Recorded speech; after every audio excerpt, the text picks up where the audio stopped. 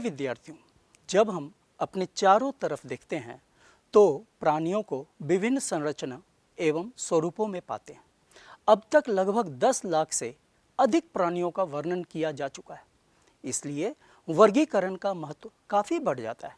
अगर कोई नई प्रजाति खोज के दौरान मिलती है तो उसे वर्गीकरण में उचित स्थान पर रखने में सहायता होती है। आइए आज हम कक्षा 11 जीव विज्ञान के अध्याय 4 प्राणी जगत में जंतुओं के विषय में पढ़ेंगे। आज इस सत्र में वर्गीकरण का आधार, प्राणियों का वर्गीकरण, संघ पोरिफेरा, नाइडेरिया तथा टीनोफोरा के विषय में पढ़ेंगे। आइए इस सत्र के अध्ययन के परिणाम को जानें। विद्यार्थियों को प्राणी जगत की विविधताओं के महत्व को समझने में सहायता करना, विद्यार्थियों द्वारा प्राणी जगत के वर्गीकरण के आधारभूत लक्षणों का निरीक्षण करना तथा समन्वेषण करना, प्राणी जगत के विभिन्न संघ को कोशिका व्यवस्था, संगठन का स्तर, सममिति, शारीरिक योजना, विखंडावस्था, अंग तंत्र के प्रकार, प्रगुहा, पृष्ठरज्जु का सहित या रहित होने के आधार पर वर्गीकृत करना, विद्यार्थियों द्वारा संघ पोरिफेरा, नाइडेरिया तथा टीनोफोरा के विशिष्ट लक्षणों को पहचानना, विद्यार्थियों में समीक्षात्मक सोच, रचनात्मक सोच, रेखाचित्र निपुणता और अवलोकन क्षमता का विकास करना, विद्यार्थियों में वैज्ञानिक मानसिकता तथा जिज्ञासा को विकसित करना, विद्यार्थियों इन संकल्पनाओं को अपने जीवन से संबंधित कर सकें। यह विभिन्न प्रकार के जीव हम अपने आसपास देखते हैं। R.H. व्हिटकर द्वारा वर्गीकृत 5 जगत वर्गीकरण में प्राणी जगत 5वां है। वैसे प्राणी जगत का वर्गीकरण अरस्तु ने उनके आवास के आधार पर सर्वप्रथम किया था। उसके बाद लाखों जीवों का वर्गीकरण हुआ। प्राणी जगत की विशेषताएं कुछ इस प्रकार हैं। 10 लाख से अधिक जंतुओं का वर्णन किया गया है। जंतुओं एक दूसरे से सममिति, शारीरिक योजना, शारीरिक संगठन, भ्रूणीय स्तर और विभिन्न जैव प्रक्रिया के आधार पर भिन्न होते हैं। सभी जंतु बहुकोशिकीय और सुकेंद्रित कोशिका के होते हैं और बिना कोशिका भित्ति के। वे सभी भिन्न भिन्न शारीरिक संगठन के होते हैं। वे गमन में सक्षम होते हैं। उनके तंत्रिका तंत्र में विभिन्न जटिलताएं पाई जाती हैं। उनके पास कुछ प्रकार के कंकाल तंत्र हैं। क्या आप प्राणी जगत के वर्गीकरण के आधारभूत लक्षणों के विषय में जानते हैं? वे हैं आवास, संगठन के स्तर, भ्रूणीय स्तर, शारीरिक योजना, सममिति, पृष्ठरज्जु, प्रगुहा, खंडीभवन, उपांग, संरचना, अंगतंत्र। आवास को 2 भागों में बांटा गया है। पहला जलीय, जिसमें लवणीय और अलवणीय जल होते हैं। दूसरा स्थलीय, जो जमीन पे होते हैं। आपने संगठन के स्तर को 9वीं कक्षा में जरूर पढ़ा होगा। संगठन का स्तर एक आधारभूत लक्षण है वर्गीकरण का। सर्वप्रथम प्राणी जगत में सभी बहुकोशिकाएं होते हैं। इनमें मुख्यतः 4 प्रकार के संगठन का स्तर पाया जाता है। पहला कोशिकीय स्तर का संगठन, जिसका उदाहरण स्पंज होते हैं, जिसमें कोशिका बिखरे हुए समूहों में होता है। दूसरा उत्तक स्तर का संगठन, जिसका उदाहरण सिलेंट्रेटा है। यहाँ कोशिकाओं की व्यवस्था अधिक होती है। तीसरा अंग स्तर का संगठन होता है, जो उत्तक से उच्च स्तर का संगठन होता है। यहाँ उत्तक संगठित होकर अंग का निर्माण करता है और प्रत्येक अंग एक कार्य करता है। इसका उदाहरण चपटे कृमि है। चौथा अंग तंत्र का संगठन, जो एनिलिडा, ऑर्थ्रोपोडा, मोलस्क, इकाइनोडर्मेटा तथा रज्जुकी में पाया जाता है, जहां अंग मिलकर तंत्र के रूप में विशिष्ट कार्य करता है। क्या आपने कभी सोचा कि इन प्राणियों का शरीर किनसे बना है? क्या ये कोशिका या उत्तक या अंग के बने होते हैं? 3 तरह की शारीरिक योजनाएं होती हैं। पहला कोशिका योग शारीरिक योजना, जिसमें कोशिका बिखरे हुए समूहों में होता है, जैसे स्पंज। दूसरा बंद थैली शारीरिक योजना, जिसमें शरीर में एक ही छिद्र, जिससे अंतर्ग्रहण तथा बहिर्क्षेपण दोनों होता है, जैसे नाइडेरिया, सिलेंट्रेटा। तीसरा प्रकार नली के अंदर नली शारीरिक योजना, जो चपटे कृमि से रज्जुकी तक पाया जाता है। नली के अंदर नली शारीरिक योजना के दो प्रकार होते हैं। पहला प्रोटोस्टोमस योजना, जो अरज्जुकी जैसे चपटे कृमि से मोलस्का तक पाया जाता है, जिसमें भ्रूण के कोरक रंध्र से मुख का निर्माण होता है। दूसरा ड्यूटेरोस्टोमस योजना, जो एकाइनोडर्मेटा, हेमिकॉर्डेटा और रज्जुकी में पाया जाता है। इसमें भ्रूण के कोरक रंध्र से गुदा का निर्माण मुख से पहले होता है और मुख की उत्पत्ति विपरीत दिशा में होती है। अगर आपको एक जीव की आकृति दी जाए और उसे काटने को कहा जाए तो आपको किस तरह की सम्मिति मिलेगी? प्राणी को सम्मिति के आधार पर भी श्रेणीबद्ध किया जा सकता है। किसी भी केंद्रीय अक्ष से गुजरने वाली रेखा अगर शरीर को दो भागों में विभाजित नहीं करती है तो ऐसे जीव को असम्मिति कहते हैं, जैसे स्पंज।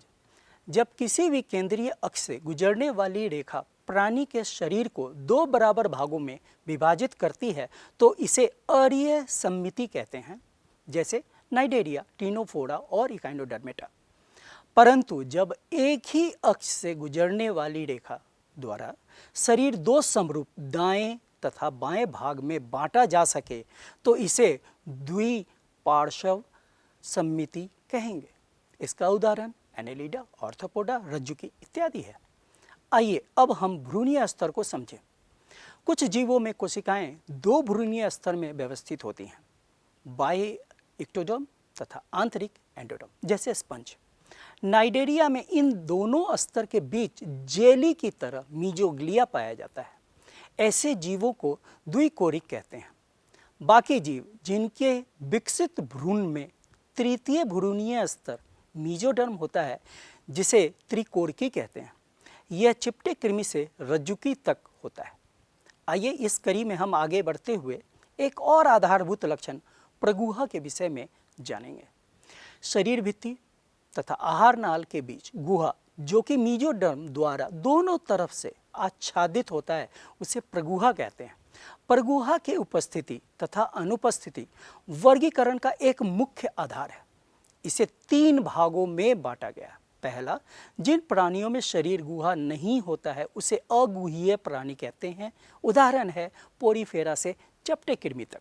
दूसरा, जिसमें शरीर गुहा मीजोडर्म से आच्छादित नहीं होता है उसे कूटगुहिक कहते हैं, जैसे गोल कृमि। तीसरा, जिसमें मीजोडर्म से आच्छादित गुहा को देह गुहा प्रगुहा कहते हैं और प्राणी को प्रगुही। इसका उदाहरण एनेलिडा से रज्जुकी तक होता है। खंडीभवन का अर्थ शरीर के विभाजन तथा अंतर कर उसे स्पष्ट हिस्सा बनाना। कुछ प्राणियों में शरीर बाह्य तथा आंतरिक दोनों ओर श्रेणीबद्ध खंडों में विभाजित रहता है, जिनमें कुछ एक अंग की क्रमिक पुनरावृत्ति होती है। उस प्रक्रिया को खंडीभवन कहते हैं। उदाहरण के लिए केचुए में शरीर का विखंडी खंडीभवन होता है और यह विखंडावस्था कहलाते हैं। क्या आपने कभी अपने शरीर रीढ़ की हड्डी को महसूस किया है? क्या ये सभी जीवों में पाया जाता है? शलाका रूपी पृष्ठ रज्जु मध्य त्वचा मीजोडर्म से उत्पन्न होती है, जो भ्रूणीय परिवर्धन विकास के समय पृष्ठ सतह में बनती है। पृष्ठ रज्जु के उपस्थिति तथा अनुपस्थिति के आधार पर जीवों को अरज्जुकी और रज्जुकी में बांटा गया है। पृष्ठ रज्जु युक्त प्राणी को रज्जुकी तथा पृष्ठ रज्जु रहित प्राणी को अरज्जुकी कहते हैं। आइए अब हम अंग तंत्र के विषय में जानें, जो जीवों में मौजूद होता है। सबसे पहले हम पाचन तंत्र के विषय में जानेंगे। ये पूर्ण या अपूर्ण होते हैं। पूर्ण का अर्थ इनकी शुरुआत मुख से होता है और गुदा में खत्म, जबकि अपूर्ण में केवल एक ही छिद्र से अंतर्ग्रहण तथा बहिक्षेपण होता है। पाचन अंतराकोशिक कोशिका के अंदर या अंतःकोशिक कोशिका के बाहर होता है। श्वसन तंत्र भी भिन्न भिन्न तरह की होती हैं। श्वसन शरीर के सतह से निम्न जीव यानी स्पंज, श्वासनिका तंत्र मछलियों में, त्वचा में जैसे केचुआ तथा फेफड़े से श्वासकर स्थलीय जीव में होता है। परिसंचरण तंत्र अधिकांशतः दो प्रकार के होते हैं। पहला खुले परिसंचरण तंत्र, जिसमें रक्त का बहाव हृदय से सीधे बाहर भेजा जाता है तथा कोशिका एवं ऊतक उसमें डूबे रहते हैं। दूसरा बंद परिसंचरण तंत्र, जिसमें रक्त का संचार हृदय से भिन्न भिन्न व्यास की वाहिकाओं के द्वारा होता है। उदाहरण धमनी, शिरा और केशिकाएं। उत्सर्जन शारीरिक सतह, ज्वाला कोशिकाओं, मैल्पिगी नलिका, वृक्क तथा वृक्क द्वारा होता है। उत्सर्जित पदार्थ अमोनिया, यूरिया या यूरिक अम्ल के रूप में होते हैं। अगर हम तंत्रिका तंत्र को देखें तो इसमें भी विविधता दिखाई देती है। तंत्रिका तंत्र विस्तृत, सीढ़ीनुमा तंत्रिका वलय और उच्च स्तर के जीवों में केंद्रीय स्नायु तंत्र होते हैं। कंकाल तंत्र ढांचा तथा शारीरिक सहायता प्रदान करता है। यह जीवों में अंतः कंकाल जो हड्डी उपास्थि कंटक के रूप में होते हैं तथा वही कंकाल जो सींग, खुड़, पंख, शल्क, प्रशल्क के रूप में होता है। विद्यार्थियों, क्या सारे जीव लैंगिक जनन करते हैं? क्या उनके बच्चे बिल्कुल उनकी तरह यानी समरूप होते हैं? जनन तंत्र दो तरह के होते हैं, लैंगिक तथा अलैंगिक। निषेचन अगर शरीर के अंदर होता है तो आंतरिक तथा अगर शरीर के बाहर होता है तो बाह्य निषेचन कहलाता है। जीव अगर बच्चे दे तो जरायुज और अंडे दे तो अंडज कहलाते हैं। अगर अंडे से लार्वा बने तो अप्रत्यक्ष तथा बच्चा आए तो प्रत्यक्ष परिवर्धन कहते हैं। शरीर का तापमान अगर नियंत्रित हो तो समतापी, अगर नियंत्रित न हो तो असमतापी कहलाता है। आइए अभी तक के बातचीत से हम इस निष्कर्ष पर पहुंचते हैं कि इतने सारे लक्षणों के आधार पर प्राणी जगत का वर्गीकरण होता है। आइए अब हम एक प्रवाह चार्ट से इसे समझते हैं। सर्वप्रथम संगठन के स्तर पर, फिर समिति, उसके बाद प्रगुहा के आधार पर प्राणी जगत को विभिन्न संघ में बांटा गया है।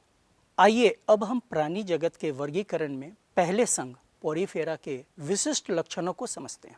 पोरीफेरा का आवास सामान्यतः लवणीय जल है। इनमें द्विकोरिक के साथ कोशिकीय स्तर का संगठन होता है। ये असमिति या अरीय समिति को दर्शाते हैं। आइए अब हम इस संघ के और विशिष्ट लक्षणों को समझें। इनके शरीर में बहुत सारे सूक्ष्म रंध्र पाए जाते हैं। शरीर के बाह्य स्तर चिपटे कोशिकाओं का बना होता है जिसे पिनोसाइट्स कहते हैं। आंतरिक स्तर कसाभीय कोशिकाओं का बना होता है जिसे क्वानोसाइट्स कहते हैं। कंटक और अमीबोसाइट शरीर में पाए जाते हैं। कॉलर कोशिका और कसाब के लगातार हिलने से जल प्रवाह उत्पन्न होता है जिससे पानी एक ही दिशा में बहता है। पानी के इसी प्रवाह द्वारा स्पंज और बाहरी सूत्रों के बीच आदान प्रदान की प्रक्रिया को संभाले रखता है। यही नाल तंत्र पोषण, श्वसन, परिसंचरण तथा उत्सर्जन इत्यादि में सहायता प्रदान करता है। इस चित्र में आप स्पंज के शरीर और नाल तंत्र को देखकर समझ सकते हैं। इनमें अंतःकंकाल पाया जाता है। इसमें कंटक भी पाए जाते हैं जो कैल्शियम कार्बोनेट, सिलिकॉन तथा स्पॉन्जिन तंतु का बना होता है। जनन दोनों लैंगिक और अलैंगिक प्रकार के होते हैं। अलैंगिक जनन विखंडन और कलिका द्वारा होता है।